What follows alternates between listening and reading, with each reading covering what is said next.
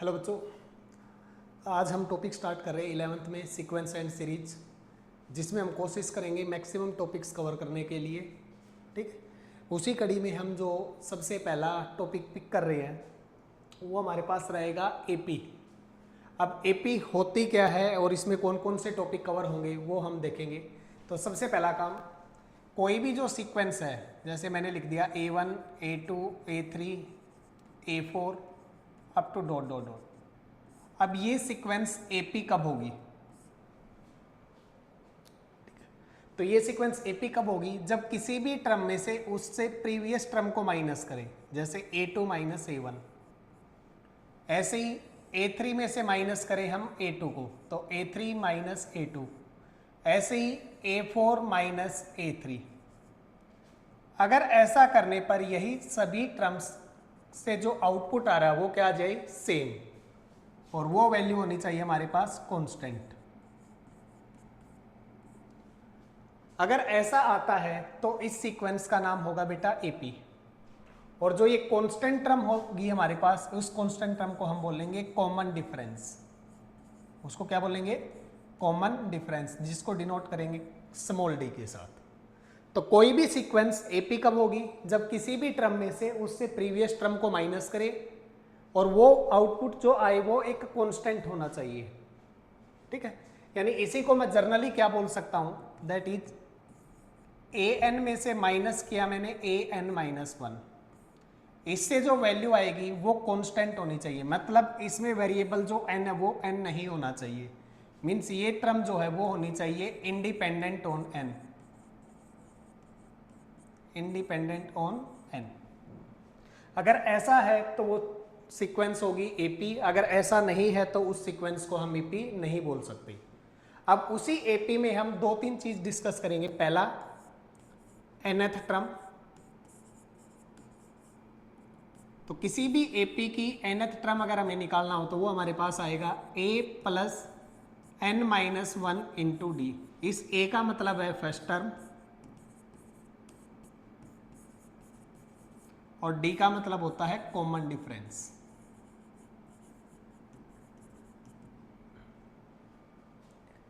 अगर इसी में वो कह दे हमें nth टर्म फ्रॉम एंड, ये nth टर्म है, इसको बोलते हैं nth टर्म फ्रॉम स्टार्टिंग।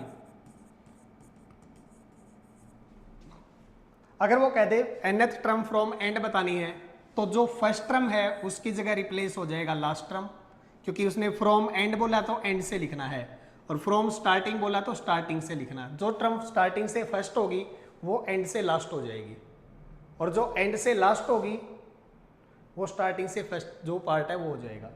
और जो यहाँ पे प्लस डी है उसकी जगह आ जाएगा यहाँ पे माइनस डी, और यहाँ पे टर्म सेम n माइनस 1। तो कभी भी हमारे से बोल they find the nth term, तो कुछ भी नहीं बोला तो फ्रॉम स्टार्टिंग है। अगर वो कह दे कोई भी टर्म फ्रॉम स्टार्टिंग लिखनी है तो फर्स्ट टर्म प्लस में जो टर्म का नंबर है उससे एक कम इंटू डी। अगर फ्रॉम एंड बोल दे तो a की जगह l, और जो प्लस डी है वहां पे हो जाएगा माइनस डी और n माइनस 1। और इसी में हम तीसरी चीज पढ़ेंगे, sum of first n term. Sum of first n terms. तो sum of first n term को हम लिखेंगे Sn is equal to n by 2 into में 2a प्लस जो नंबर है उससे कम इंटू डी। अब इसी पार्ट को ध्यान से देखो बेटा, जो ये 2a है इसको मैं a प्लस ए लिख सकता हूं। जल्दी बोलो। अगर मैं इसको a प्लस ए लिखता हूं तो देखो क्या होगा। अगर मैं इसको a प्लस ए लिखता हूं तो जो ये Sn है वो मेरे पास अब बनेगा n बाई 2 इंटू में a plus n minus 1 into D. तुम कहोगे sir a plus n minus 1 into D, तो अभी आपने बताया था a plus n minus 1 into D क्या होता है? AP की लास्ट टर्म। तो इसलिए इस Sn को मैं ऐसा लिख सकता हूं n बाई 2 इंटू में a प्लस एल, एल का मतलब लास्ट टर्म। तो एपी में कोई भी टर्म निकालनी हो तो क्या होगा? First term plus number of term minus 1 into D. अगर फ्रॉम एंड बोल दे तो ए की जगह एल हो जाएगा और प्लस डी की जगह माइनस डी हो जाएगा। अगर सम की बात करेगा तो n/2 into 2a plus n minus 1 into D, और इसी को अगर दूसरे फॉर्मेट में मैं देखूं तो क्या बनेगा n/2 into a plus l। ठीक है, अब देखो इसी टॉपिक पे जेईई मेंस में क्वेश्चंस बनते हैं। उसमें सबसे पहला टॉपिक आएगा हमारे पास, कोई भी हमारे को दो एपी देगा, जैसे एपी फर्स्ट है alpha, alpha plus D, alpha plus 2d, ऐसे चलता रहेगा। एक इसी के अंदर हमें क्वेश्चन मिलेगा सेकंड एपी जो है beta, beta plus D dash, beta plus 2d dash, चलता रहेगा। अब वो मेरे को कह देगा कि इन दोनों की कॉमन टर्म्स से जो एपी बनेगी वो बताना, कॉमन टर्म से जो एपी बनेगी वो। तो जब भी कॉमन टर्म से कोई एपी पूछे तो तुम कहोगे सर एपी के लिए ना हमें दो चीज चाहिए, एक तो फर्स्ट टर्म चाहिए और एक चाहिए कॉमन डिफरेंस। अगर मैं दो टर्म तुम्हारे को निकाल के दे दूं, फर्स्ट टर्म और कॉमन डिफरेंस, तो फिर एपी तो बना लेंगे आराम से। अब ध्यान से सुनो इसका प्रोसेस क्या रहेगा। जो फर्स्ट टर्म है अगर वो हमें निकालनी हो तो इसको हम निकालेंगे बाई ऑब्जर्वेशंस, बाई ऑब्जर्वेशंस। इसका मतलब जो भी वो एपी देगा उसको हम लिखेंगे और उनमें चेक करेंगे कि सबसे पहले नंबर पे कॉमन कौन सी टर्म आएगी। ठीक है, दूसरा काम रहा कॉमन डिफरेंस। जो कॉमन डिफरेंस होगा वो होगा बेटा एलसीएम ऑफ, पहले का कॉमन डिफरेंस है डी, कोमा दूसरे का कॉमन डिफरेंस है डी डैश। तो कभी भी हमें एपी के अंदर कॉमन टर्म से एपी बनानी हो तो वो एपी के लिए क्या करेंगे, फर्स्ट टर्म को निकालेंगे बेटा बाई ऑब्जर्वेशंस, उसको ऑब्जर्व करके देखेंगे कौन कौन सा आ रहा है। और जो कॉमन डिफरेंस रहेगा वो हमारे पास क्या रहेगा, जो भी पहले दो डिफरेंस आए हैं उन दोनों का एलसीएम, तीन हो तो तीनों का एलसीएम, वो हमारे पास हो जाएगा कॉमन डिफरेंस। फिर इसके बाद में जो क्वेश्चन बोलेगा वो क्वेश्चंस लगा देंगे। देखो इसी में हम क्वेश्चंस पिक कर रहे हैं, मेंस 2026 में जो क्वेश्चंस आया था वो। सबसे पहला काम, ए कोई भी एक सेट है जिसमें 101 टर्म्स है और वो टर्म्स है एपी के अंदर, जिसकी फर्स्ट टर्म है 1 और कॉमन डिफरेंस है 5। तो सबसे पहले मेरे को एक बात बताओ, जो फर्स्ट एपी बनेगी वो मेरे पास क्या बनेगी, फर्स्ट टर्म है बेटा 1, तो इसी में प्लस डी होके आगे जाएंगे तो 1 + 5 6, इसी में आगे 6 11 और इससे आगे 16, ऐसे चलता रहेगा। अब लास्ट टर्म कौन सी आएगी, इसके लिए उसने क्या दे रखा है कि जो ए सेट है वो टोटल 101 टर्म को कंटेन कर रहा है। तो एक बात बताओ, लास्ट टर्म निकालने का फॉर्मूला क्या था, first term plus number of term minus 1। Number of term हमारे पास कितनी है इसमें 101, तो यहां पे आएगा 101 माइनस 1 इंटू कॉमन डिफरेंस, और कॉमन डिफरेंस है बेटा इसका 5। तो जो tn मेरे पास मिलेगा वो क्या बनेगा, यहाँ पे 1 + 101 माइनस 1 100 इंटू 5 क्या आ जाएगा 500। तो लास्ट टर्म जो मिलेगी वो मेरे को मिलेगी यहाँ पे 501।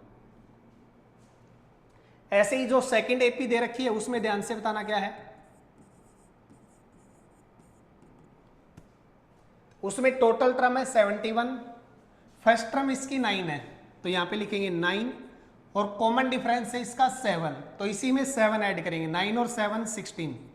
अब देखो फर्स्ट कॉमन टर्म तो हमें मिल चुकी, अगला मैं नहीं लिखूंगा फिर। और लास्ट टर्म क्या मिलेगी इसमें, फिर वही तरीका, लास्ट टर्म निकालने का फॉर्मूला बताना क्या था, अभी लिखा है, बोलो फर्स्ट टर्म कितनी है 9 प्लस नंबर ऑफ टर्म है 71 माइनस 1 इंटू डी, डी कितना 7, बोलो 71 माइनस 1 70 इंटू 7 प्लस 9, तो 70 इंटू 7 490 प्लस 9 499, तो इसके अंदर लास्ट टर्म मिलेगी बेटा 499। अब उसने क्वेश्चन क्या पूछा है, then find the number of element in A intersection B. हमें ए और बी में कॉमन टर्म देखनी है कितनी है, लेकिन वो टर्म डिविजिबल बाई 3 होनी चाहिए। तो तुम मेरे को एक बात बताओ, डिविजिबल बाई 3 होनी चाहिए तो पहले इन दोनों में कॉमन एपी बोलो क्या बनेगी इसकी, तो कॉमन एपी में सबसे पहली कॉमन टर्म है 16, उसके बाद में डी का तरीका क्या बताया था, बताना मेरे को। डी क्या था हमारा, एलसीएम ऑफ फर्स्ट का डी कितना है 5 और सेकंड का डी है बेटा 7, तो दोनों का एलसीएम कितना मिलेगा 35। तो इससे अगली जो टर्म मिलेगी इसमें प्लस 35 हो गया आएगी, तो 51। अब अगली टर्म इसी में प्लस 35 होकर फिर आएगी 86, फिर अगली टर्म प्लस 35 होकर आएगी, तो ये हमारे पास मिलेगा 1 to 1। ऐसे प्रोसेस चलता रहेगा। अब हमें इनमें से कौन सा पार्ट चाहिए, जो पार्ट 3 से डिवाइड होता है वो चाहिए। तो बताओ हमें जो चाहिए वो एपी क्या बनेगी, रिक्वायर्ड एपी हमारी क्या है। तो सबसे पहली टर्म मिलेगी बेटा 51, उसके बाद ये 3 से डिवाइड नहीं हो रहा, ये 3 से डिवाइड नहीं था, ये भी 3 से डिवाइड नहीं है। 3 से डिवाइड का मतलब डिजिट का सम 3 से डिविजिबल होना चाहिए। तो 8 + 6 14, 3 से डिवाइड नहीं है। 1 + 2 + 1 4, डिवाइड नहीं है। इससे नेक्स्ट में बताओ, इसी में प्लस 35 करेंगे तो क्या आएगा 156, तो तीनों का ऐड करेंगे तो 12 तो 3 से डिवाइड हो गया, तो उससे नेक्स्ट मेरे को मिलेगा 156। अब ध्यान से बताओ, जब मैं इससे यहां पे जाऊंगा तो कितना ऐड हो गया आएगा प्लस का 35 इंटू 3 टाइम्स, देखो 2 टर्म अटके फिर तीसरा आ रहा है। ऐसे ही अगर मैं इसमें 35 ऐड करूंगा तो क्या आएगा 191, जो 3 से डिवाइड नहीं होगा। फिर 35 ऐड करूं तो मैं इसमें क्या आ रहा है 6, 9 और 3 12, 2 to 6, ये भी 3 से डिवाइड नहीं हो रहा। इससे आगे जाएंगे 35, तो चेक करो क्या मिलेगा 162, 3 से डिवाइड हो रहा ना। तो इसका मतलब जो अगली टर्म मेरे को मिल रही है वो 105 ऐड होकर मिल रही है। तो तुम मेरे को कहोगे सर जो रिक्वायर्ड एपी है उसकी फर्स्ट टर्म जो मिलेगी वो आएगी 51 और उसका जो डी बनेगा वो बनेगा 105, और उसकी लास्ट टर्म इन दोनों में अगर मैं कॉमन देखूं तो लास्ट टर्म कहां तक जा सकती है, तुम कहोगे सर वो 499 तक जा सकती है। तो जो रिक्वायर्ड मेरे पास एपी बनेगी वो देखना बेटा क्या बनी है, जो ए है वो मेरा रहेगा 51, जो डी है वो मेरा रहेगा यहाँ पे 105, और लास्ट टर्म जो मेरी जा सकती है वो मेरे पास 499 तक जा सकती है, इससे आगे नहीं जा सकती। तो नंबर ऑफ टर्म अगर मेरे को निकालनी हो तो देखो नंबर ऑफ टर्म निकालने का फॉर्मूला क्या है,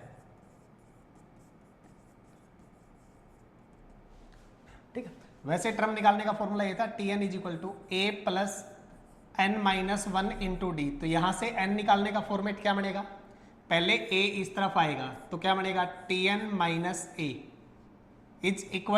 n - 1 × d। अब d डिवाइड में आ जाएगा तो क्या बनेगा Tn - a / d = अब तुम कहोगे सर जो n है ना वो हमारे पास एक नेचुरल नंबर होता है, तो इसका मतलब ये इससे पूरा कटना चाहिए।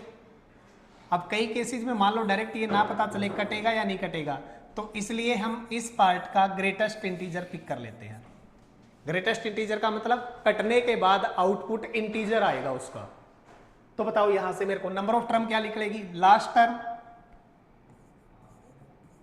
Minus first term divided by common difference और इसका जीआई और प्लस में 1 = क्या बनेगा मेरा नंबर ऑफ टर्म्स।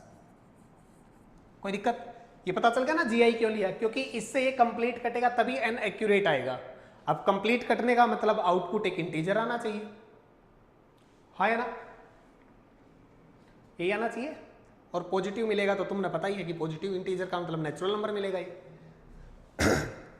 तो जल्दी बोलो, 499 में से 51 माइनस करेंगे तो क्या बनेगा 8, 49 में से 4 तो 4 डिवाइडेड बाई 105 का जीआई।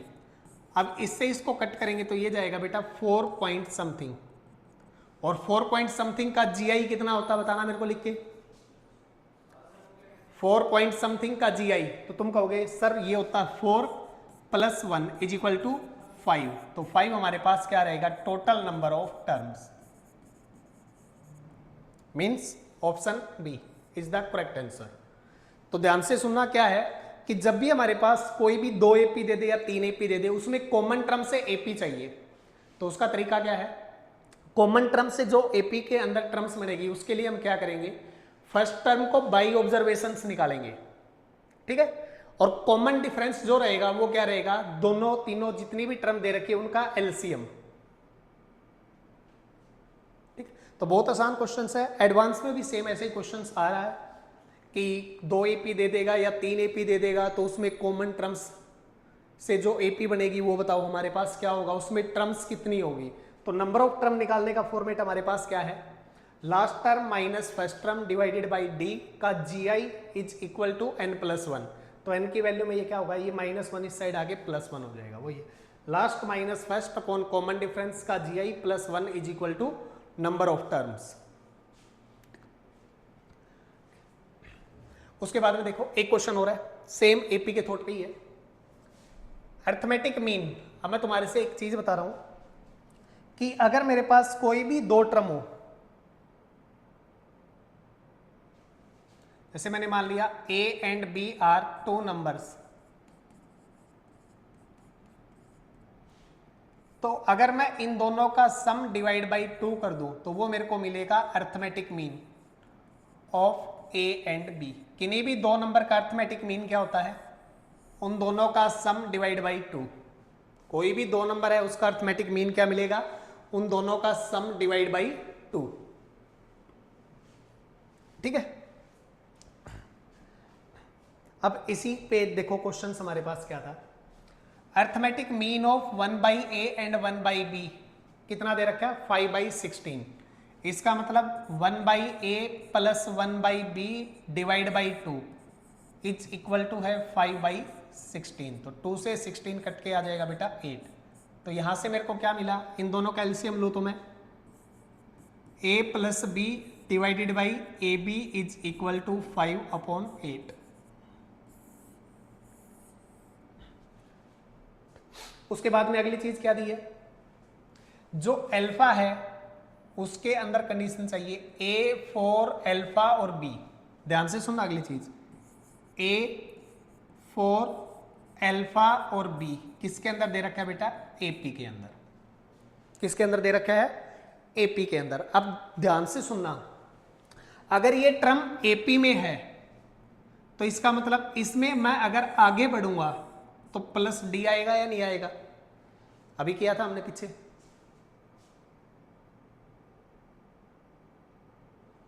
ये रहा। अगर आगे जाऊंगा तो प्लस डी, कॉमन डिफरेंस आएगा या नहीं आएगा, तो बिल्कुल सेम वही थॉट यहां पे लगाना है। इसका मतलब जो अल्फा मेरा है वो मेरे को मिलेगा 4 प्लस डी, जो बी है वो मेरे को क्या मिलेगा बताना, 4 प्लस 2d। अगर मैं पीछे जाऊंगा तो मेरे को क्या मिलेगा, आगे गया तो प्लस डी, तो पीछे आऊंगा तो क्या मिलेगा बोलो, माइनस डी। तो इसलिए ए की वैल्यू क्या बनेगी बेटा, 4 माइनस डी। कोई दिक्कत हो यहां तक? अब कंडीशंस लगा दो उसमें, बोलो ए की वैल्यू क्या है मेरे पास, 4 माइनस डी, प्लस में बी की वैल्यू मेरे पास क्या है, 4 प्लस 2d डिवाइडेड बाई ए और बी का प्रोडक्ट, इन दोनों का प्रोडक्ट करो। पहले 4 का प्रोडक्ट उससे करना, 16 प्लस 8d, 4 का 4 से 16, 4 का 2d से 8d। ऐसे ही माइनस डी का आगे करना, माइनस का 4d माइनस में 2d स्क्वायर, और ये वैल्यू दे रखी है बेटा 5/8। अब सोल्व करना, 4 plus 4 8, 2d minus D plus D divided by 16, 8d minus 4d, तो प्लस का 4d माइनस का 2d स्क्वायर, और इक्वल टू कितना आ चुका, 5/8। अब क्रॉस मल्टीप्लाई कर दो इसको। जैसे ही क्रॉस मल्टीप्लाई करेंगे तो हमारे पास वैल्यू क्या बनेगी, 8 इंटू 8 64, 8 इंटू डी प्लस का 8d इज इक्वल टू 5 की मल्टीप्लाई करेंगे तो 80, 5 की 4d से करेंगे तो प्लस में 20d, और 5 की माइनस 2d स्क्वायर से करेंगे तो माइनस का 10d स्क्वायर। इसको सोल्व करके देखते हैं, माइनस का 10d स्क्वायर लेफ्ट में आएगा तो प्लस का 10d स्क्वायर हो जाएगा, 20d लेफ्ट में आएगा तो माइनस का 12d हो जाएगा, और 80 माइनस का है इस साइड आगे तो -16 इक्वल टू 0। तो 2 से डिवाइड हो रहा है तो क्या बनेगा बेटा हमारे पास ओवरऑल 5d स्क्वायर माइनस का 6d माइनस का 8 इक्वल टू 0। अब ध्यान से देखो, ऐसे दो नंबर जिसकी मल्टीप्लाई करे तो -40 आए और ऐड करे तो -6 आए, तो इसलिए इक्वेशन क्या बनेगी बताना। 5d square minus 6d minus 8 equal to 0, यही था हमारे पास। तो बताओ क्या बनेगा इसका। 5d स्क्वायर माइनस का 10d प्लस का 4d, दोनों की मल्टीप्लाई -40 और ऐड करें तो कितना आ रहा है -6 माइनस 8 इक्वल टू 0। बताओ दोनों में से कॉमन क्या आया, 5d इंटू में यहां पे बचेगा d -2 और दोनों में से कॉमन 4 तो यहां पे बचेगा d -2 इक्वल टू 0। तो अगर मैं इसको कॉमन लेके चलूं तो d की वैल्यू मेरे पास आएगी बेटा एक तो 2 और एक आएगी -4/5। यहां तक कोई दिक्कत है? लेकिन ध्यान से देखो, जो उसने कंडीशन लगाई है उसके ऊपर काम करते हैं। उसने कंडीशन लगाया a की वैल्यू ग्रेटर देन 2 होनी चाहिए, तो a मेरा कौन है 4 -d, a कौन है मेरा 4 -d। तो बताओ मेरे को यहां से लिख के बताओ d की कौन सी वैल्यू एग्जिस्ट करेगी। a की वैल्यू है मेरे पास बेटा 4 -d, तो इस वे पे बोलो d की वैल्यू 2 एग्जिस्ट करेगी या -4/5 एग्जिस्ट करेगी। क्योंकि जैसे ही मैं d को 2 लिखता हूं तो जल्दी बोलो 4 - 2 तो 2 आएगा, लेकिन a की वैल्यू 2 से ग्रेटर है तो इसका मतलब 2 एग्जिस्ट करेगा या नहीं करेगा। तुम कहोगे सर 2 एग्जिस्ट नहीं करेगा, तो d की वैल्यू कितनी आएगी -4/5। तो बोलो d की जगह -4/5 लिखेंगे तो ये बनेगा 4 + 4/5। ओवरऑल सोल्व करेंगे तो 24/5 इज इक्वल टू a आ जाएगा मेरे पास। उसके बाद आगे चेक करना, अल्फा की वैल्यू है 4 + d, अल्फा की वैल्यू है बेटा 4 + d और d की वैल्यू है -4/5। इसको सोल्व करेंगे तो अल्फा हमारे को मिलेगा 16/5 और b की वैल्यू है 4 + 2d, तो b is equal to 4 + 2 into d और d की वैल्यू है -4/5। इसको अगर मैं सोल्व करूंगा तो 5 × 4 20 - 8 12/5, ये मेरे पास मिलेगा b। यहां तक किसी को कोई दिक्कत है? अब क्वेश्चन देखो उसने क्या पूछा, जो क्वेश्चन है उसके ऊपर टारगेट करते हैं। उसने बोला है एक इक्वेशन दे रखी है, इसके हमें रूट्स बताने हैं कैसे हो गए। इक्वेशन है α(x², इक्वेशन हमारे पास है वो मैं यहां पे लिख रहा हूं α(x² - ax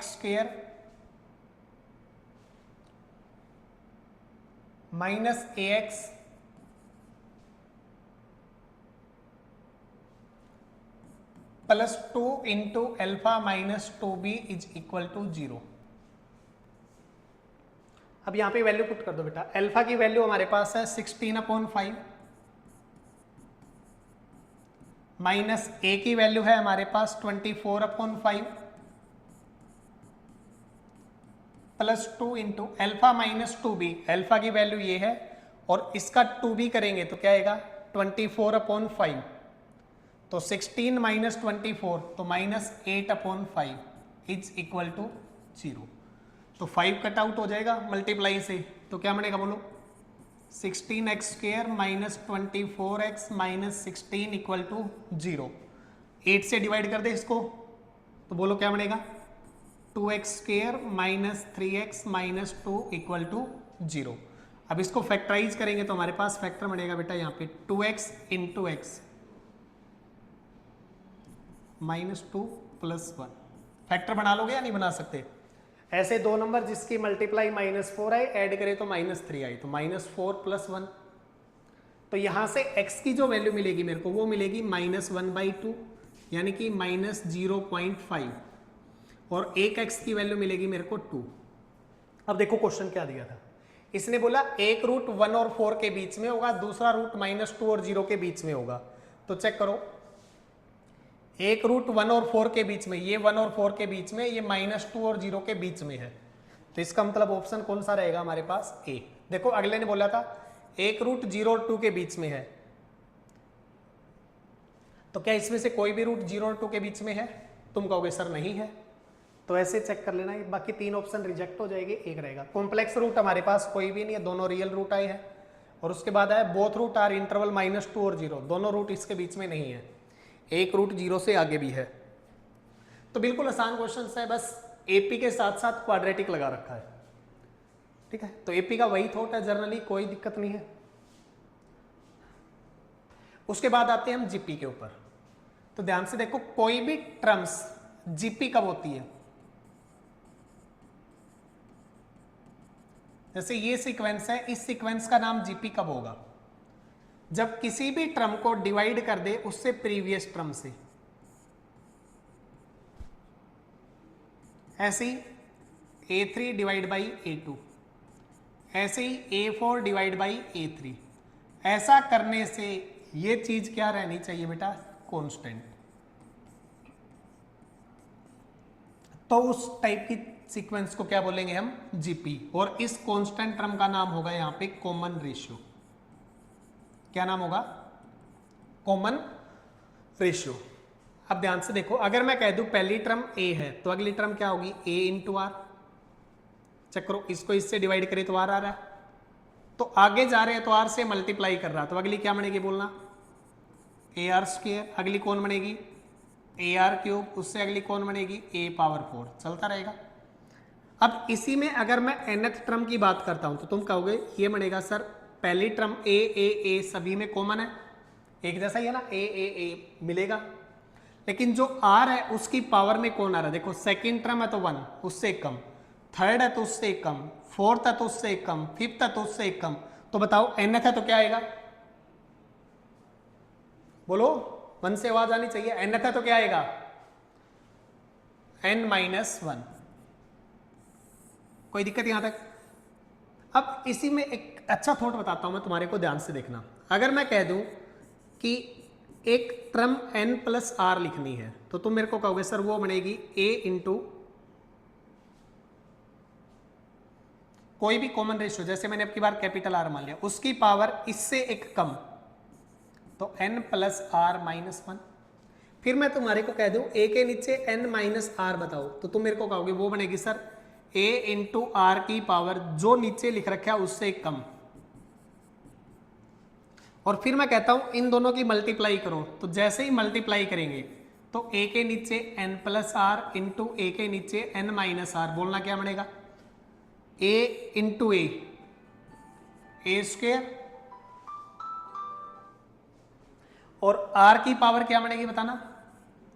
बेस सेम है तो पावर ऐड करेंगे तो n प्लस n हो जाएगा 2n, r से r कट हो जाएगा, -1 हो जाएगा -2। तो क्या मैं इसको ऐसा लिख सकता हूं a की पावर 2 इंटू आर की पावर n-1 का बार 2 कॉमन ले लिया। क्या मैं इसको ऐसा लिख सकता हूं बेटा a इंटू आर की पावर n-1 और इस पूरे के ऊपर स्क्वायर, याद है ना, पावर अंदर आकर मल्टीप्लाई करेगी। अब इतना जो पार्ट है तुम मेरे को कहोगे सर इसका नाम तो a के नीचे n है, हाँ, जल्दी बोलो। तो यहां से मेरे को क्या रिजल्ट दिमाग में आया कि a के नीचे कोई भी टर्म दे दे, दो हो या तीन हो जो भी है, तो वो हमेशा किसके इक्वल होगी? इन दोनों का मीन निकाल लो। मीन का मतलब इन दोनों का सम डिवाइड बाई 2, तो यहां से मिलेगा मेरे को an, और इसके ऊपर ये दो का प्रोडक्ट है तो स्क्वायर। तो मैं इस रिजल्ट को डायरेक्ट लगा सकता हूं, ठीक है। अच्छा रिजल्ट है, क्वेश्चंस में यूज करेंगे। तो क्या है, ऐसे ही 3 नंबर मिल जाए तो चेक कर लेना इक्वी डिस्टेंट जैसा हो, तो 3 है तो तीनों में लगा सकते हैं, लेकिन 2 में तो सीधा याद रख लेंगे। अब इसी में अगर मैं सम की बात करूं तो सम ऑफ एन टर्म क्या बनेगा मेरे पास? S N is equal to a into R की power n-1 divided by r-1। लेकिन इस केस में r1 के इक्वल नहीं होगा, क्योंकि r1 है तो 1 - 1 0 हो जाएगा।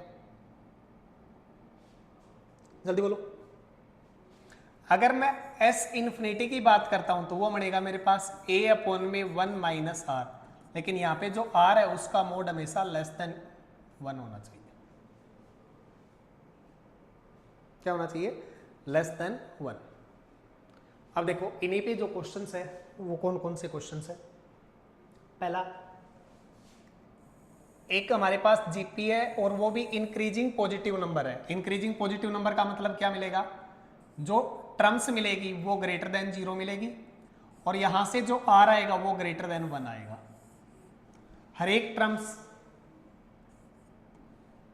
क्या मिलेगी? पॉजिटिव, और आर ग्रेटर देन 1 आएगा। इसने दिया है a3 into a5 is equal to 7 to 9। अब जल्दी बोलो, इन दोनों का मीन कितना आएगा? 5 और 3 8 बटे 2 4। तो इसको हम क्या लिख सकते हैं?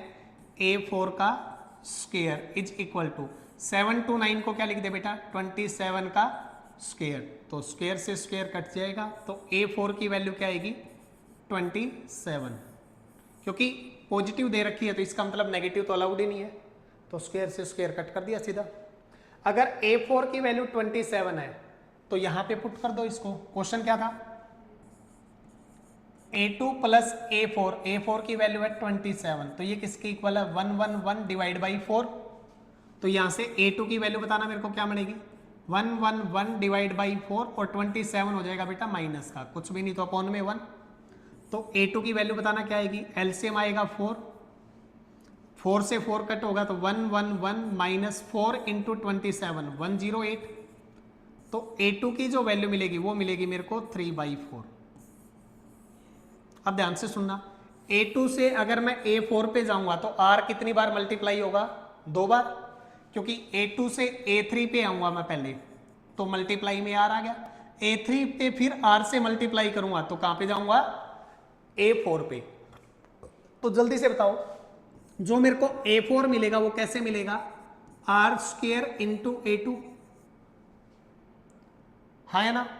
बोलो a4 की वैल्यू है 27 डिवाइडेड बाई a2 की वैल्यू, a2 की वैल्यू है 3, नीचे वाला 4 चला जाएगा ऊपर, तो ये वैल्यू किसके इक्वल आ जाएगी? हमारी r स्क्वायर के इक्वल। तो 3 से कट होके कितना आ जाएगा? 9। 9 इंटू 4 36, लेकिन r ग्रेटर देन 1 लेना, तो इसका मतलब r की वैल्यू आएगी बेटा 6। कोई दिक्कत यहां तक? अब मेरे को बताओ, जो क्वेश्चन है उस पर बात करते हैं।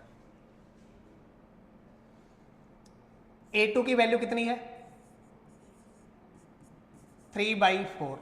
अगर इस a2 को मल्टीप्लाई बाई r कर दूं तो a3 आ जाएगा। तो बोलो इसको मल्टीप्लाई बाई r यानी 6 से मल्टीप्लाई कर दो। जैसे ही मैं इसको 6 से मल्टीप्लाई करूंगा तो यह आएगा 18/4। फिर बचा a1, तो बोलो a2 से a1 पे आऊंगा तो r से मल्टीप्लाई करेंगे या r से डिवाइड करेंगे? जल्दी बताओ मेरे को। अगर a2 से a1 पे आऊंगा तो मैं r से क्या करना पड़ेगा? डिवाइड। क्या करना पड़ेगा? डिवाइड।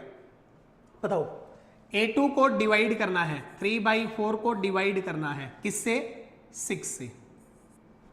तो ये बनेगा 3/2 कट जाएगा, तो a1 की वैल्यू आएगी बेटा 1/8। अब जो क्वेश्चन बोला उस पे लगते हैं।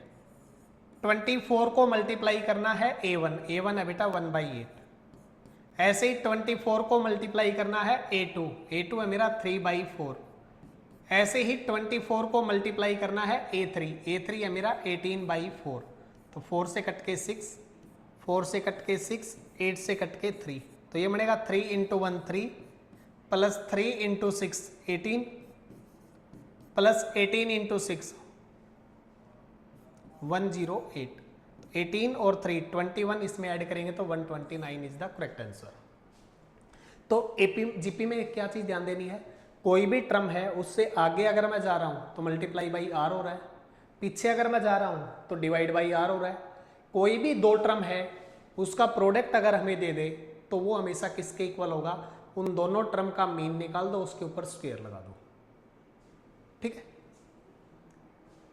उसके बाद नेक्स्ट क्वेश्चन पे आते हैं। देखो क्या दिया है, ये भी क्वेश्चन मेंस 2026 का है। आसान क्वेश्चन है, बस ध्यान देना क्या है, पैटर्न थोड़ा थोड़ा चेंज कर रहा है वो क्वेश्चंस में। तो सबसे पहली चीज ध्यान से देखो उसने क्या दिया है, logarithm with base 2 fx is equal to log with base 2 into, ध्यान से देखो 2/1, इससे यहां पे जा रहा हूं तो मल्टीप्लाई बाई 3, यहां से यहां पे जा रहा हूं तो मल्टीप्लाई बाई 3, तो इसका मतलब ये क्वेश्चन किसका है, जल्दी बोलो, जीपी, और उस जीपी में भी इन्फिनिटी तक जा रहा है, तो बोलो इनफाइनाइट जीपी का सम क्या था मेरे पास, ये रहा एस इन्फिनिटी, बोलो किसके इक्वल होगा, जल्दी बताओ, a अपॉन में 1 माइनस आर, तो a की वैल्यू क्या है फर्स्ट टर्म, और r की वैल्यू क्या होती है कॉमन रेशियो, तो जल्दी बताओ वैल्यू क्या बनेगी हमारे पास, a की वैल्यू है बेटा 2 divided by 1 minus r, r का मतलब इसको इससे डिवाइड कर दो, कितना आएगा 1/3, इंटू में आगे क्या दे रखा है, लॉग विद बेस 3 इंटू में 1 plus fx divided by f of 1/x। अगर मैं इसको सोल्व करूं इतने इतने पार्ट को, तो 1 माइनस 1/3 क्या आएगा 2/3, तो क्वेश्चन क्या बनेगा मेरा, log with base 2 fx is equal to log with base 2, इसको सोल्व करके देखना, ये क्या था 2 डिवाइडेड बाई, नीचे वाले को सोल्व करें तो 2/3, तो 3 ऊपर चला जाएगा, 2 से 2 कट हो जाएगा, तो क्या बचेगा log 3 इंटू में log 3 इंटू में 1 plus fx divided by f of 1/x। अब हर एक बच्चे को पता होगा लोगेरिथम में हमने एक प्रॉपर्टी पढ़ी होगी, log a with base b into log b into C, अगर ये दोनों सेम हो तो ये पार्ट कट जाएगा, तो ओवरऑल क्या बचेगा, log में नीचे a है और ऊपर c है तो c, तो यहां से भी चेक करके बताओ ये और ये सेम चीज है तो कट हो जाएगा, तो ये वैल्यू मेरे पास क्या बचेगी बताना, log में नीचे 2 और ऊपर 1 plus fx divided by f of 1/x, और ये वैल्यू किसके इक्वल दे रखी है, log नीचे 2 इंटू fx। अब बताओ log में दोनों तरफ बेस सेम है इक्वल में, तो इसको रिमूव कर देंगे, तो यहां से मेरे को क्या चीज मिली, fx is equal to 1 plus fx divided by f of 1/x। अब इसको एलसीएम लेके एक बार सोल्व करना, तो ये हमें मिला fx इज इक्वल टू, इस तरफ एलसीएम आएगा f ऑफ 1/x, इसको 1 से मल्टीप्लाई करेंगे तो क्या बनेगा f ऑफ 1/x प्लस में f ऑफ x, और इसको क्रॉस मल्टीप्लाई करें तो क्या मिला,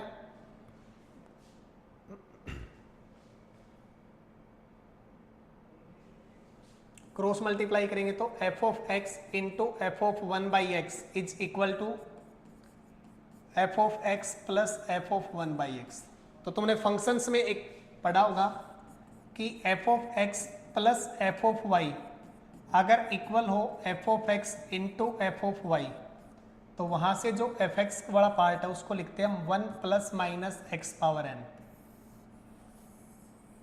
सेम ऐसा ही है यहाँ पे भी x इंटू वाई और यहाँ पे x प्लस वाई, तो यहाँ से जो fx हमें मिलेगा वो क्या मिलेगा 1 plus minus x power n। कोई दिक्कत, अब जो क्वेश्चन है उस पर ध्यान देना है, देखो दे क्या रखा है, f के अंदर 6 की वैल्यू है बेटा 37, बोलो f के अंदर 6 यहाँ पे पुट करना 1 प्लस माइनस 6 की पावर n, बताओ 6 की किसी पावर में +1 करूं या -1 करूं कि 37 आ जाए, सोच के बताना, 6 की कौन सी पावर लिखकर +1 या -1 करूं कि 37 आ जाए, तो हर एक बच्चे के दिमाग में आएगा सर 6 की पावर 2 कर दो और फिर +1 कर दो, तो ये हमें 37 मिलेगा या नहीं मिलेगा, जल्दी बताओ, हाँ या ना, तो बोलो जो fx है वो मेरा क्या बनेगा बेटा 1 प्लस x की पावर 2, जो n है वो मेरा क्या डिसाइड हुआ 2 और बीच में प्लस डिसाइड हुआ, तो fx की वैल्यू मेरे पास आ चुकी 1 प्लस एक्स स्क्वायर। अब जो क्वेश्चन है वो क्या दे रखा है, f के ऊपर समेशन लगाना 1 to 10, लगाओ यहां पे, इस पे समेशन लगाना है 1 to 10, तो बोलो पहला क्या बनेगा 1 प्लस एक्स स्क्वायर, बोलो क्या बनेगा, x की जगह 1 लिखेंगे तो ये बनेगा 1 प्लस 1 स्क्वायर 2 लिखेंगे तो बनेगा 1 प्लस 2 स्क्वायर, 3 लिखेंगे तो बनेगा 1 प्लस 3 स्क्वायर, ऐसे ही चलता रहेगा। लास्ट में आएंगे तो 1 प्लस 10 स्क्वायर। अब बताओ ये 1 जो है ये कितनी बार ऐड होगा, 1 से लेकर 10 तक में, यानी 10 बार ऐड होगा। तो क्या मिलेगा बोलो, 10 प्लस में। अब बताओ 1 square plus 2 square plus 3 square up to 10 square, लगातार नेचुरल नंबर का स्क्वायर अगर ऐड करें तो वहां से रिजल्ट क्या मिलता है। तुम कहोगे वहां से रिजल्ट मिलेगा सर लगातार नेचुरल में लास्ट वाला इनटू इससे एक ज्यादा 11 इनटू इसके डबल से एक ज्यादा, तो इसका डबल 21 से एक ज्यादा 21 डिवाइडेड बाई 6। अब 2 पे कट हो रहा है 3 और 2 पे कट होके आ जाएगा 5, 3 से कट होके कितना आ जाएगा 7। अब इनको ऐड करेंगे तो 10 प्लस यहाँ पे 7, 7 इंटू 11 77 इंटू 5 385 प्लस 10 तो कितना आ जाएगा 395। Means option C is the correct answer. तो क्वेश्चन क्या था देखो, ये क्वेश्चन लोगैरिथम का भी है, सीक्वेंस का भी डाल रखा है और साथ में एपीजीपी भी बना दिया। तो इसलिए हमें टॉपिक्स को अच्छे से समझना, मेंस के क्वेश्चन हो या तो मुश्किल नहीं होते, बस कॉन्सेप्ट समझना है। थोड़ा सा लेंथी वैसा हो सकता है क्वेश्चन, लेकिन आसान है, बिल्कुल आसान कॉन्सेप्ट है। अब देखो उसके बाद हम एक टॉपिक लेते हैं AM and GM of 2 numbers. अगर मैं तुम्हारे को कह दूं A and B are 2 positive numbers, A और बी दो मेरे पास क्या है पॉजिटिव नंबर्स है, तो इसका जो एम मिलेगा वो हमारे को क्या मिलेगा बेटा, इन दोनों का सम डिवाइड बाई 2। और इसका जो जीएम मिलेगा हमें वो क्या मिलेगा, root of A B, root of A B. अगर दोनों नंबर पॉजिटिव है तो इसका मतलब arithmetic mean is always greater than equal to geometric mean. ये थॉट मेरे पास आएगा कब, जब मैं नंबर के रिगार्डिंग कंफर्म हो जाऊं कि वो पॉजिटिव है या फिर नेगेटिव है। अगर नंबर नेगेटिव भी हो जाए दोनों के दोनों तो फिर हमारे पास मिलेगा arithmetic mean is less than equal to geometric mean. अगर दोनों नंबर नेगेटिव हो तो अर्थमेटिक मीन ज्योमेट्रिक मीन से लेस और इक्वल रहेगा। अगर दोनों नंबर पॉजिटिव हो तो arithmetic mean greater than equal to geometric mean रहेगा। मतलब ये थॉट मेरे पास तब आना चाहिए जब नंबर के रिगार्डिंग में कंफर्म हो पॉजिटिव है या नेगेटिव है, और फिर मेरे को मैक्सिमम या मिनिमम वैल्यू चाहिए। कौन सी वैल्यू चाहिए, मैक्सिमम या मिनिमम वैल्यू चाहिए। तो मैं एम जीएम को लेके क्वेश्चन सोल्व करने की सोचूंगा। और इसी में एक चीज बता देता हूं, इक्वलिटी होल्ड कब होती है। इक्वलिटी होल्ड कब होगी, इफ नंबर्स आर इक्वल। अगर नंबर इक्वल है तो एम जीएम इक्वल होगा। अगर एम और जीएम इक्वल है तो नंबर इक्वल होंगे। तो इक्वलिटी कब आती है इसमें, जब नंबर इक्वल हो या फिर एम की वैल्यू जीएम के इक्वल हो, तो नंबर जो भी लेके चलेंगे वो इक्वल होंगे। अब देखो इसमें क्वेश्चन जेईई मेंस का कैसा क्वेश्चन आ रहा है, ध्यान से सुनना। एफ थीटा, ये भी 2026 का ही है, इसी साल। क्वेश्चन क्या है, एफ थीटा की वैल्यू ये दे रखी है, जी थीटा की वैल्यू ये दे रखी है, अल्फा और बीटा पॉजिटिव है। तो ध्यान से बताना बेटा, अगर अल्फा और बीटा पॉजिटिव है तो एफ ऑफ थीटा जो मेरे को मिलेगा वो मिलेगा मेरे को alpha tan square theta plus beta coat square theta. अब ध्यान से बताओ, अल्फा बीटा पॉजिटिव है, tan स्क्वायर थीटा और कोट स्क्वायर थीटा ये हमेशा ही पॉजिटिव होगा क्योंकि स्क्वायर लगा दिया इसके ऊपर। तो बताओ जो ये दोनों नंबर आए हैं वो दोनों नंबर पॉजिटिव है या नहीं है, है। अब क्वेश्चन में उसने क्या बोला है, जो भी एफ थीटा है उसकी मिनिमम वैल्यू लिखनी है। तो मेरे को एक बात बताओ, जब भी नंबर पॉजिटिव या नेगेटिव आ जाए और क्वेश्चन मेरा आए मैक्सिमम या मिनिमम वैल्यू के ऊपर, तो मेरा दिमाग सबसे पहले कहां पे काम करेगा, जल्दी बोलो, एएम और जीएम पे काम करेगा या नहीं करेगा। ठीक है, अब बताओ अगर मैं इसका एएम लिखना चाहूं तो वो क्या बनेगा, जो ये दो वैल्यू दे रखी है इनका सम डिवाइडेड बाई 2, ये मेरे को चाहिए। तो प्रोडक्ट में थीटा नहीं बचना चाहिए, तो इसका मतलब ये इसका रेसिप्रोकल है तो थीटा अपने आप ही हट जाएगा। AM is always greater than equal to GM, GM का मतलब रूट में दोनों का product, alpha tan square theta into beta, इस कोट स्क्वायर को मैं ऐसा लिख दूं 1/10 स्क्वायर थीटा। ये मैंने इसलिए लिखा कि इससे ये कट हो जाए। तो रूट के अंदर क्या बचेगा, बोलो अल्फा इंटू में 10 स्क्वायर थीटा प्लस में बीटा इंटू में कोट स्क्वायर थीटा की वैल्यू आई बेटा greater than equal to 2 time of root alpha beta, और इसका नाम लिख रखा था एफ ऑफ थीटा। अब बताओ एफ ऑफ थीटा की वैल्यू या तो इसके इक्वल रहेगी या इससे ग्रेटर रहेगी, तो इसका मतलब मिनिमम वैल्यू कितनी मिलेगी, 2 रूट अल्फा इंटू बीटा। तो यहां से मेरे को पहली चीज क्या पता चली, मिनिमम ऑफ एफ थीटा क्या बचेगा बताओ मेरा, 2 time of root alpha beta. कोई दिक्कत है यहां तक? अगर मैं जी की बात करता हूं तो जी मेरे पास क्या दे रखा है, जी ऑफ थीटा। तो जी ऑफ थीटा मेरे पास जो है वो है बेटा A sine square theta, sorry alpha sine square theta plus beta cos square theta. अब ध्यान से बताओ, अगर मैं इसका जीएम निकाल रहा हूं तो थीटा कट नहीं हो रहा अब की बार बेटा, याद है ना, ये इसका रेसिप्रोकल नहीं है।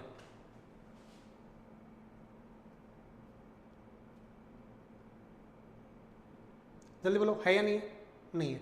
तो इसलिए मैं एक काम करता हूं, इसको कंप्लीट सेम टी रेशियो में कन्वर्ट कर लेता हूं। इसको ऐसा लिख दूं मैं alpha sine square theta plus में बीटा इंटू इस कोस स्क्वायर थीटा को ऐसा लिख दे हम 1 माइनस साइन स्क्वायर थीटा। जल्दी बोलो, अगर मैं ऐसा लिखता हूं तो नेक्स्ट लाइन बताना क्या आएगी, अल्फा के साथ साइन स्क्वायर थीटा, तो मैं साइन स्क्वायर थीटा कॉमन निकाल रहा हूं एक बार, तो साइन स्क्वायर थीटा कॉमन निकालूंगा तो यहाँ पे अल्फा बचेगा, यहां से माइनस बीटा से मल्टीप्लाई करेगा तो माइनस बीटा, और प्लस में बचेगा बीटा। अब ये बताओ ये जो वैल्यू है ये मैक्सिमम होगी या मिनिमम होगी, वो किस पे डिपेंड कर रहा है, साइन स्क्वायर की वैल्यू पे डिपेंड कर रहा है, क्योंकि थीटा मेरा कहां से कहां तक है, 0 से लेकर पाई तक है। अब बताओ 0 से लेकर पाई तक में साइन की वैल्यू मैक्सिमम कहां पे होगी, देखो साइन का ग्राफ ये रहेगा 0 से लेकर पाई तक में, तो साइन स्क्वायर भी तो यही रहेगा।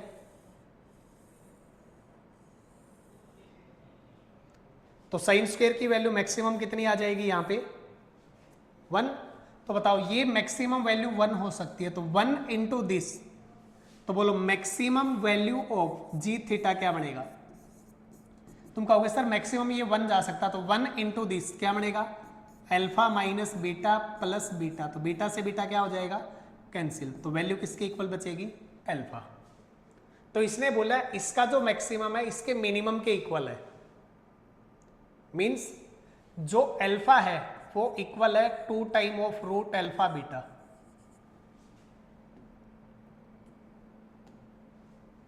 हाँ है ना। अब इसको सोल्व करना तो स्क्वेयरिंग ऑन बोथ साइड करना, alpha square is equal to 4 into alpha beta. अब क्वेश्चन में देखो लिख रखा है अल्फा की वैल्यू ग्रेटर देन 0 है, मतलब 0 नहीं है, तो इस वे पे मैं अल्फा से एक अल्फा कट कर दूं चाहे, क्योंकि अल्फा 0 तो है नहीं। तो यहां से मेरे को क्या पता चला alpha is equal to 4 beta. कोई दिक्कत? यहां तक का जो क्वेश्चन था ना बेटा वो था मेरे पास अर्थमेटिक मीन और ज्योमेट्रिक मीन का। अब उससे आगे जो क्वेश्चन है वो देखो कैसा बना दिया। फर्स्ट टर्म ऑफ जीपी है अल्फा अपॉन 2 बीटा, तो बोलो फर्स्ट टर्म क्या बनेगी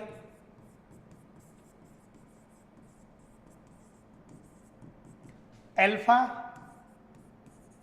अपॉन 2 बीटा, तो यहां से मेरे को पता चला 2।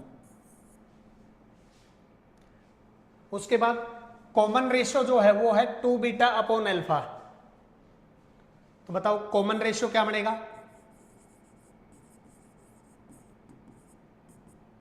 Alpha upon 2 beta, sorry 2 beta upon alpha. Common ratio क्या है मेरा 2 अल्फा अपॉन बीटा, तो बोलो क्या बनेगा, sorry 2 beta upon alpha, 2 beta upon alpha, तो 2 बीटा अपॉन अल्फा, अल्फा की वैल्यू है 4 बीटा, तो इसको सोल्व करें तो क्या बनेगा 1/2। उसके बाद क्वेश्चन क्या था आगे, यहां तक हो गया।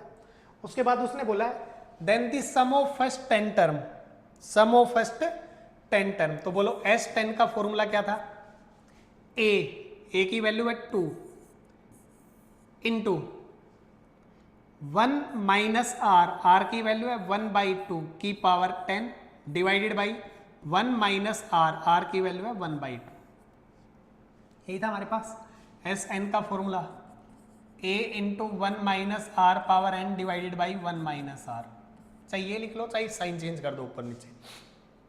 इसको अगर मैं सोल्व करूंगा तो 1 माइनस 1/2 क्या बनेगा मेरा, 1/2, ये 1/2 ऊपर चला जाएगा तो 4 इंटू में 1 माइनस 1/2 की पावर 10 होता है 1024, कुछ भी नहीं अपॉन 1। इसको अगर मैं सोल्व करूं तो क्या मिलेगा बताना, 4 इंटू में 1023 डिवाइडेड बाई 1024, 4 से इसको कट कर दो, 4 से कट करेंगे तो 4 इंटू 2 8, 2 2 5 6, तो ओवरऑल हमें मिलेगा 1023 डिवाइडेड बाई में 256। आगे कट नहीं हो रहा। अब क्वेश्चन क्या था हमारा, इसकी जो वैल्यू है वो m/n फॉर्मेट की मिलेगी, जो m और n का GCD 1 होना चाहिए। Then find the value of m plus n, तो बोलो m प्लस n क्या बनेगा मेरा, ये m है ये n है, तो m प्लस n बोलो क्या बनेगा, ऐड कर दो, 6 और 3 9 7 2 1, तो 1279 is the correct answer, means option D. तो क्वेश्चन क्या था पहला, स्टार्टिंग में सोल्व करें तो अर्थमेटिक मीन ज्योमेट्रिक मीन का क्वेश्चन है, उसके बाद में क्वेश्चन सोल्व करवाया तो उसने क्वेश्चन लेके चला गया जीपी के अंदर। आसान क्वेश्चन है, बस लैंग्वेज पे थोड़ा सा ध्यान देना है, क्वेश्चन का थॉट लेके चलना कि स्टार्टिंग कहां से होनी चाहिए, कैसी होनी चाहिए। उसके बाद नेक्स्ट टॉपिक अपने पास बेटा एजीपी। एजीपी का मतलब है अरिथमेटिक ज्योमेट्रिक प्रोग्रेशन।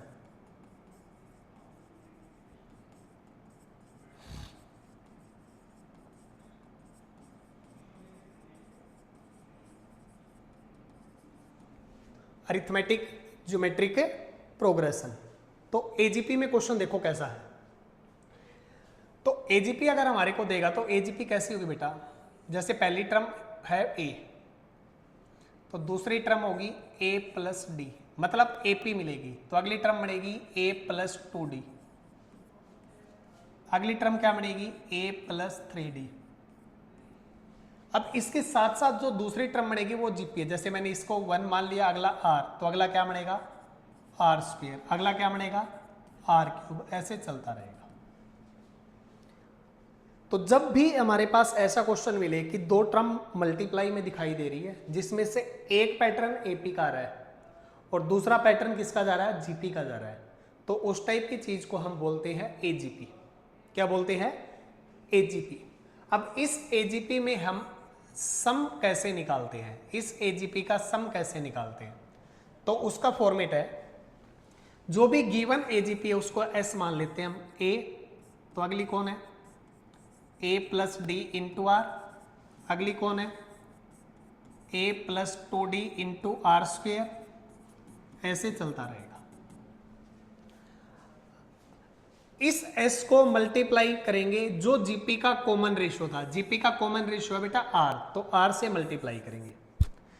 और कैसे करेंगे, फर्स्ट टर्म को मल्टीप्लाई करके सेकंड के नीचे लिखना है, तो बोलो क्या बनेगा यहां पे ar, सेकंड को मल्टीप्लाई करके थर्ड के नीचे लिखना, तो क्या बनेगा a plus D into are square. ऐसा क्यों लिख रहे हैं, ऐसा इसलिए लिखते हैं कि इन दोनों में से r कॉमन आके आराम से कट हो जाए, इन दोनों में से आर स्क्वेयर कॉमन लेके आराम से कट हो जाए। तो हर एक बच्चे को पता होगा कि जीपी की फर्स्ट टर्म को अगर कॉमन रेशियो से मल्टीप्लाई करें तो नेक्स्ट टर्म आती है, हाँ है ना, और नेक्स्ट टर्म आएगी तो इसीलिए हम उसको नेक्स्ट टर्म में लिखेंगे। तो वही काम मैंने किया, जो आई उसको नेक्स्ट में लिख दिया आगे आगे जाके, हाँ या ना। अब बताओ, अब इन दोनों को सब्ट्रैक्ट कर दो बेटा, जैसे इसमें से इसको सब्ट्रैक्ट करेंगे तो s कॉमन आ जाएगा 1 माइनस आर, ये सेम a का a रहेगा, प्लस इसको सब्ट्रैक्ट करेंगे तो बेटा दोनों में से r कॉमन आ गया, तो क्या बचा a plus D minus a, plus में यहां से r स्क्वेयर कॉमन आ गया, तो क्या बचा a plus 2d minus a minus D. ऐसा सोल्व कर लोगे। अब इतने इतने पार्ट को तुम सोल्व करोगे तो ये पैटर्न हमें मिलेगा जीपी का।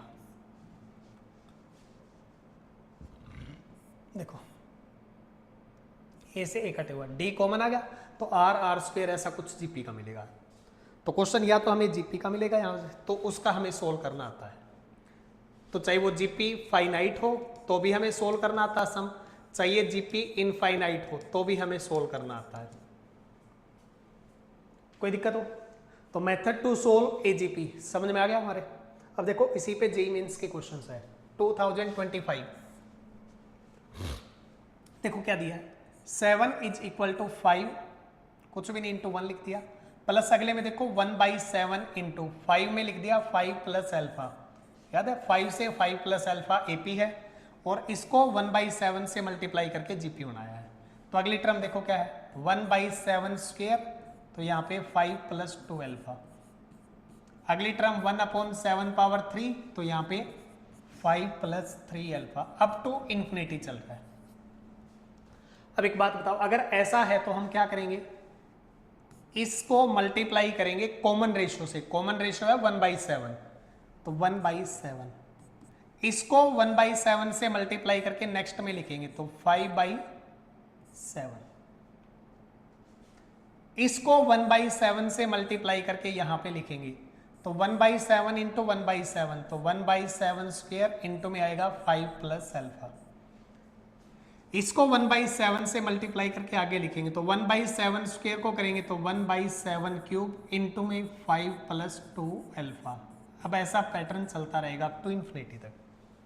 उसके बाद अगला काम क्या था, इसमें से इसको माइनस करना, तो 7 माइनस 1 क्या आएगा 6, 5 इंटू 1, 5 में से कुछ भी नहीं लिख रखा तो यहाँ पे 5 का 5 रहेगा, प्लस।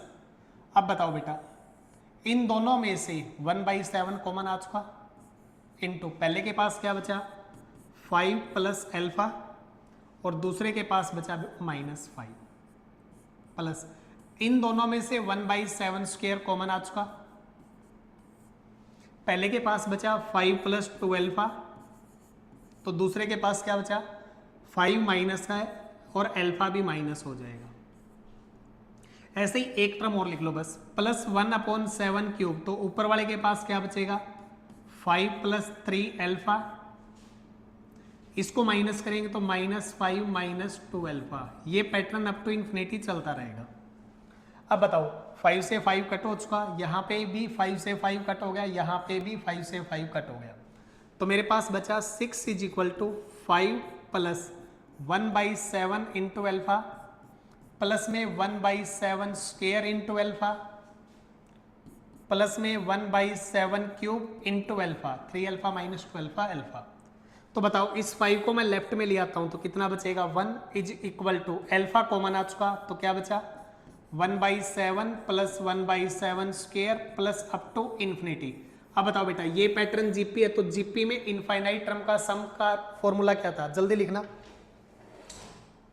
क्या था, a अपॉन में 1 माइनस आर, हाँ है ना, तो बोलो वैल्यू क्या बनी 1 is equal to alpha into में a की वैल्यू है 1/7 अपॉन में 1 माइनस आर की वैल्यू है भी 1/7। तो बोलो इसको अगर मैं सोल्व करूं तो क्या बनेगा 1 is equal to alpha into 1/7 multiply में ये कितना आ जाएगा 6/7, तो मल्टीप्लाई में 7/6, 7 से 7 कैंसिल, तो alpha equal to 6, means option B is the correct answer. तो एजीपी में जब भी क्वेश्चन सोल्व करना है तो पैटर्न समझ में आ गया, गिवन का नाम लिख देंगे, उसको मल्टीप्लाई बाई कॉमन रेशियो करेंगे, और फिर मल्टीप्लाई में नेक्स्ट टर्म में लिखेंगे, फिर माइनस कर देंगे। ठीक है, एक आध बार ना ये क्वेश्चन एजीपी का ना डबल टाइम में भी आता है। डबल टाइम का मतलब दूसरे टाइम पे जाके क्या पता मिलता हो, तो 2 बार अप्लाई करना बस। उसके बाद नेक्स्ट टॉपिक है एसएन निकालना है टीएन का यूज करके। देखो इसका मतलब क्या है, मान लो मैं तुम्हारे को एक पैटर्न दे देता हूं T1 T2 T3 T4, ये कोई भी एक टर्म है और इनका सम निकालना है, तो तुम्हारे दिमाग में आएगा अगर सर ये एपी होता तो हम सम कर देते, अगर सर ये जीपी होता तो भी हम सम कर देते, अगर सर ये एजीपी होता तो भी हमें सम करना आता है। अगर इनमें से कोई भी ना हो, ना तो ये एपी हो, ना ये जीपी हो, ना ये एजीपी जैसा हो, तो वहां पे ध्यान देना, अगर मैं इन सभी टर्म को ऐड कर दूं अप टू टीएन, तो याद है ना बेटा, इसको हम लिखेंगे एस एन, और इस एस एन को मैं ऐसा लिख सकता हूं TN summation N from 1 to N. जल्दी बोलो। इसका मतलब अगर मेरे को सम निकालना है और टर्म का नहीं पता एपी जीपी कुछ भी, तो मैं क्या करूंगा, उसकी जर्नल टर्म लिखूंगा और उस जर्नल टर्म पे समेशन लगा दूंगा। जर्नल टर्म पे क्या लगा दूंगा, समेशन, और वो समेशन लगाने से क्वेश्चन किसका चला जाएगा, मेरा सम ऑफ टर्म्स का चला जाएगा। अब इसी पे देखो क्वेश्चंस क्या दे रखा है, ये एक पैटर्न दे रखा है जो ना तो एपी है और ना ही जीपी है बेटा, ठीक है, ये भी मेंस 2026 का क्वेश्चन है। तो मैं सबसे पहले यहाँ पे टर्म निकालने की कोशिश करूंगा, टीएन जर्नल टर्म। देखो फर्स्ट टर्म है तो ऊपर 1, सेकंड है तो ऊपर 2, थर्ड है तो ऊपर 3, फोर्थ है तो ऊपर 4, तो nth है तो ऊपर n मिलेगा। डिवाइड में नीचे देखना क्या है, 1 अगले में भी 1, अगले में भी 1 1, तो जर्नल टर्म में भी यहाँ पे 1 मिलेगा, प्लस 4 को मल्टीप्लाई कर रखा है 1 की पावर 4, 4 को मल्टीप्लाई कर रखा है 2 की पावर 4, 4 को मल्टीप्लाई कर रखा है 3 की पावर 4, तो तुम कहोगे सर nth टर्म में भी 4 को मल्टीप्लाई करेंगे n की पावर 4 से। किसी को कोई दिक्कत है? अब इसको थोड़ा सा अच्छे से समझना है। जब भी हम समेशन लगाते हैं तो उसमें एक कैटेगरी होती है कि जो वेरिएबल जिस पे समेशन लगाया वो नीचे ना हो, ऊपर होना चाहिए, क्योंकि नीचे समेशन पे फॉर्मूले नहीं है हमारे पास। अगर फिर भी नीचे समेशन आ जाता है तो वहां पे हमारे काम आएगा मेथड ऑफ डिफरेंस। उसको 2 के डिफरेंस में लिखेंगे, 2 के डिफरेंस में लिखने की कोशिश करेंगे। अब इसको देखो कैसे लिखेंगे, ये दे रखा है 1 प्लस 4n की पावर 4, इसको मैं ऐसा लिख लूं 2n स्क्वेयर का स्क्वेयर। तो तुम्हारे दिमाग में एक चीज आएगी, 1 को मैं 1 का स्क्वेयर लिख लूं, तो देखो ए स्क्वेयर प्लस बी स्क्वेयर है, अगर मैं यहां पे प्लस 2 इंटू ये लिख दूं 2n स्क्वेयर, और इसी को मैं कर दूं माइनस, माइनस का मतलब 2 इंटू 2 4, यानी कि 2n का स्क्वेयर। तो किसी को कोई दिक्कत है? अब ये इतना इतना पार्ट जो है वो बन गया बेटा 1 प्लस में 2n स्क्वेयर का स्क्वेयर, माइनस यहाँ पे बन गया ये 2n का स्क्वेयर। तो यहाँ पे आइडेंटिटी अप्लाई होगी, ए स्क्वेयर माइनस बी स्क्वेयर। तो डिफरेंस में लिखने की कोशिश करनी है, उसको ऐसा लिखो कि जिससे पैटर्न बन जाए। तो इसको मैं क्या लिख सकता हूँ, आप कहोगे सर पहली वाली वैल्यू में एक बार तो सेकंड वैल्यू को ऐड कर दो और एक बार इसको सब्ट्रैक्ट कर दो। किसी को कोई दिक्कत है? अब बताओ, मेरे को चाहिए ऊपर n, इन दोनों को इस टाइप से सब्ट्रैक्ट करो कि केवल n की टर्म बचे। तो तुम मेरे को क्या कहोगे, सर फर्स्ट में से सेकंड माइनस कर लो। तो जैसे ही मैं फर्स्ट में से सेकंड माइनस करूंगा 2n square plus 1 plus 2n, minus में 2n स्क्वेयर माइनस 1 प्लस का 2n, तो ये मेरे पास बचेगा बेटा 2n स्क्वेयर से 2n स्क्वेयर कट हो जाएगा, 1 से 1 तो 4n, तो ये वैल्यू मेरे पास क्या बनेगी 4n। अब मैं इसको दूसरे तरीके से लिख रहा हूं, ये प्लस और ये माइनस,